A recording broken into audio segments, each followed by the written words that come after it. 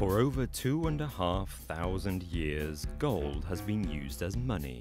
Today, every country and central bank invests in gold because its value is considered so stable.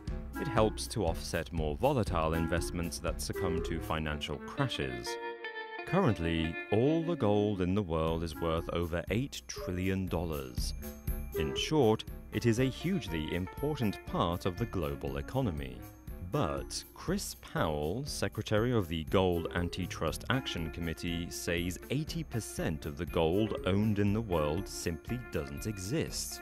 If he's right, it is the biggest case of fraud in history.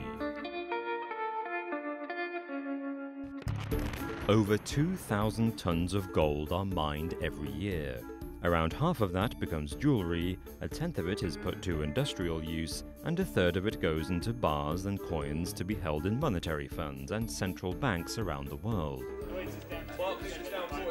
Gold is traded on the market every day, bought and sold by individuals as well as funds and banks. Like any commodity, the price of gold depends on the demand for it. As a mineral, there is a finite amount of gold available. So far in human history, over 170,000 tons of gold have been mined. This isn't as much as it sounds. All the gold that has ever been mined could fit into 3.5 Olympic swimming pools. The remaining gold in the ground is expected to run out shortly after 2030. The trend over the last century is that the price of gold steadily increases. When it runs out, the price could skyrocket. But the market could collapse even before then.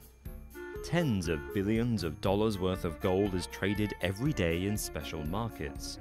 According to Chris Powell, sales of gold are basically underwritten by the central banks. In 2009, market analyst Paul Milcreast calculated that bullion houses who buy and sell gold have only 15,000 tons of gold to trade.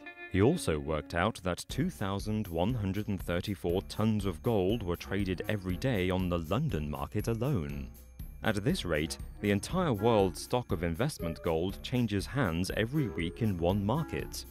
But gold is bought as an investment, to hold on to as it steadily increases in value. What's more, all this gold is held by the bullion trading houses, not given to the people who buy it. Analyst Adrian Douglas says this means that when you buy gold, you're really buying a document that just says you own it. He calls it paper gold.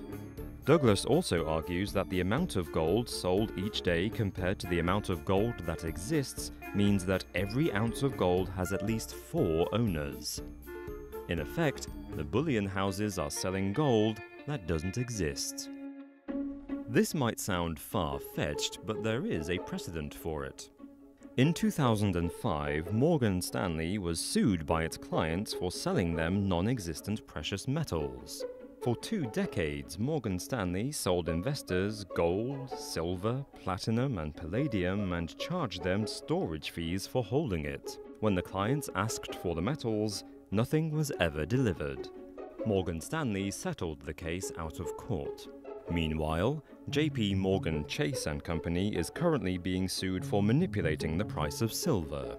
In January 2017, Keith Neumeyer, the CEO of silver mining company First Majestic, said the same manipulation is being carried out in the gold market. If more gold is being sold than actually exists, it could have disastrous consequences.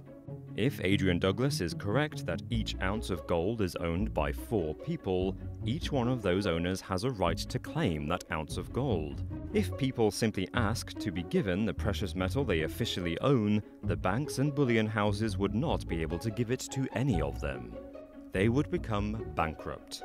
The price of gold would then rise to stratospheric heights. As Chris Powell put it, there may not be enough zeros in the world to put behind the gold price.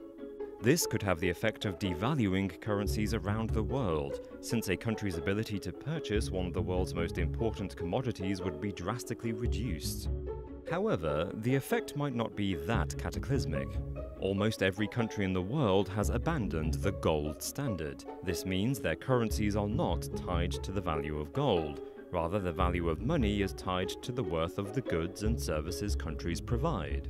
Moreover, the price of gold is less stable than its reputation suggests, yet economies have continued well in spite of this.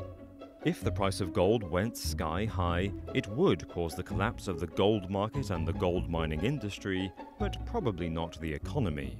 Nevertheless, in recent years, Russia and China have been buying up gold, the real thing, not paper gold, and increasing their national reserves. They seem to be doing this to strengthen their own economies, in particular against the US dollar. The balance of power seems to be shifting.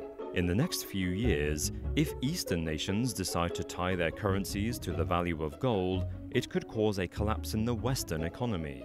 If, after that, it were then revealed that gold is far, far rarer than the markets pretend, the global economy would be seriously under threat. The USA still has by far the largest reserves of gold in the world, and is one of the biggest producers and third biggest consumer of gold, after India and China. Yet China claims to have only half the amount of gold we expect it to have, from the quantity it's been buying.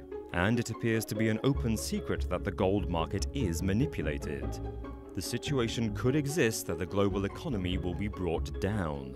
Perhaps the whole system is based on a lie, and perhaps that lie will have consequences.